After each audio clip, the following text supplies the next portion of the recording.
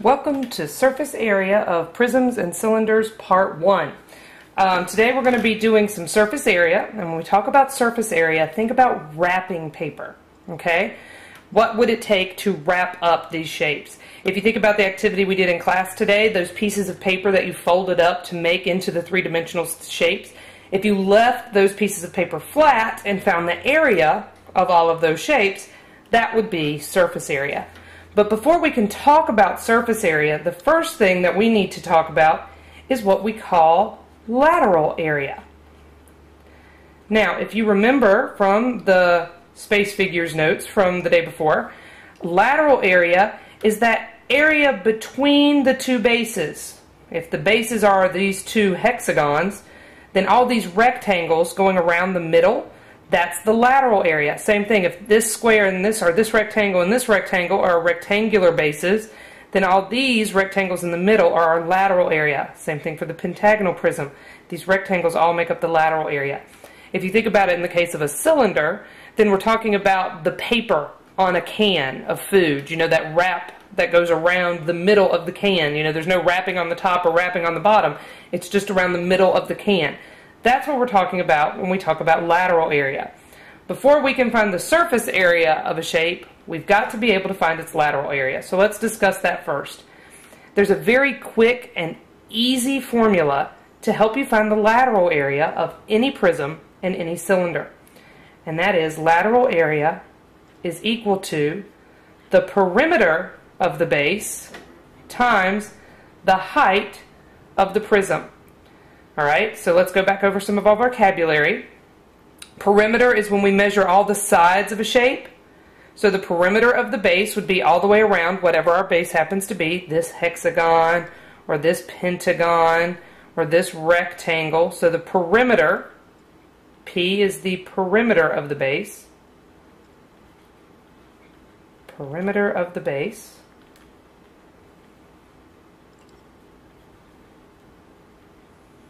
Okay, and then height, when we talk about prisms and cylinders, height is the distance between the two bases. So it's not necessarily straight up and down. Here the height would be the distance between the two bases here. In this shape, if this pink side is a base and this side is a base, that means our height is actually going to be this length right here, the distance between those two bases. So your height is always the distance between the two bases. So we can find lateral area, and it's going to tell us the area of all these rectangles. Instead of me having to find all the rectangles individually, it does it in one quick step. The perimeter of the base times the height. It's so easy. Let's look at some examples. Here we have a triangular prism. And to find the lateral area of the triangular prism, that means these three rectangles, this one, the one on the other side, and the one on the bottom, that means that we need to find the perimeter times the height. So that's going to be my first step, to find the perimeter times the height. So let's see. I have a triangle. It has three sides. This side's 7 and this side's 7. What's this side? That 6 centimeters is actually going to this length right here. This side is the same as this side back here. If this side's 7 centimeters, then this side must be 7 centimeters. So what's 7 plus 7 plus 7? That means that our perimeter is equal to 21 centimeters. It's 7 plus 7 plus 7. 21 centimeters. The height of our prism, we said, was the distance between the two bases. So between these two triangles, that distance is 20 centimeters.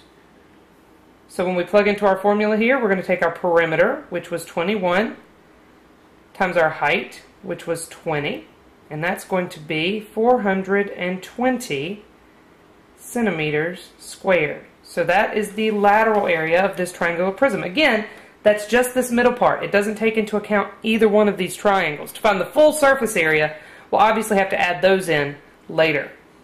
But this is just the lateral area. Now, with rectangular prisms, you just have to be extra careful, because we said any two pairs of rectangles can be your bases.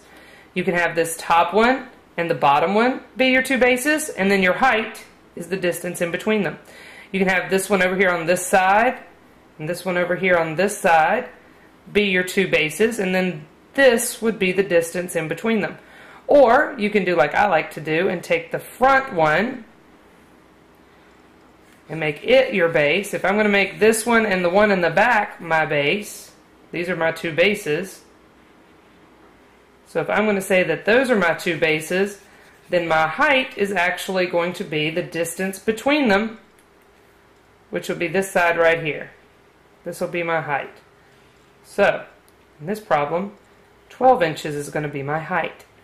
So, for my lateral area again is just going to give me these four rectangles going around the sides here. I need to say the perimeter of my base times the height. Well, if this side is 6 inches, that means this side is 6 inches. And if this side is 6 inches, that means this side is 6 inches. And if that side's 6 inches, I do believe this side's got to be 6 inches.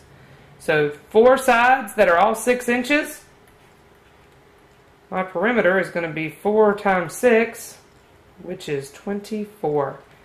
So that gives me my first part of my formula. My perimeter is 24. And my height, we already discussed, was going to be 12 inches. Alright, so 24 times 12 is going to be 288 inches squared. And that gives me my 4 rectangles for my lateral area. Now, of course, we said that cylinders are not technically prisms, but they do fall into that prism family. And so they follow the same rules that prisms do, or same formulas that prisms do. And again, when we're talking about lateral area, we're not talking about the two circles, but we're talking about all of this in the middle. It's not rectangles anymore, but if you take the wrapping off of a can and fold it out, what does it make? A rectangle, which is really cool. And so it too falls into that same formula. That lateral area is equal to the perimeter times the height. Now, we know that we don't call perimeter of a circle perimeter. We call it circumference. So you do want to make sure that you realize that we are talking about circumference here. Okay, that is what the perimeter of a circle is it is the circumference. And so that's what we're dealing with.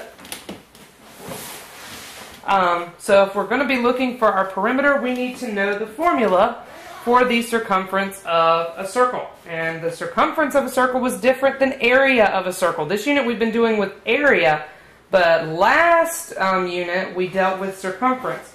And the formula for circumference was 2 times pi times the radius, right? 2 times pi times the radius was what circumference was equal to. So that's what we're going to be using to find the perimeter of this particular one. So they gave us a radius. Now it has to be radius. If they give you diameter, make sure you take half. So my perimeter is going to be 2 times pi times 5. So that will give me my circumference, my perimeter. The height, again, is the distance between the two bases, between the two circles. So my height is 14 meters. So I'm going to say times 14. And I can type that all into my calculator at one time and say 2 times 5 times 14 times pi. And I get that the lateral area of this cylinder is 439.82 meters squared. Because 2 times pi times 5 times 14 was 439.82. And that is how we deal with lateral area.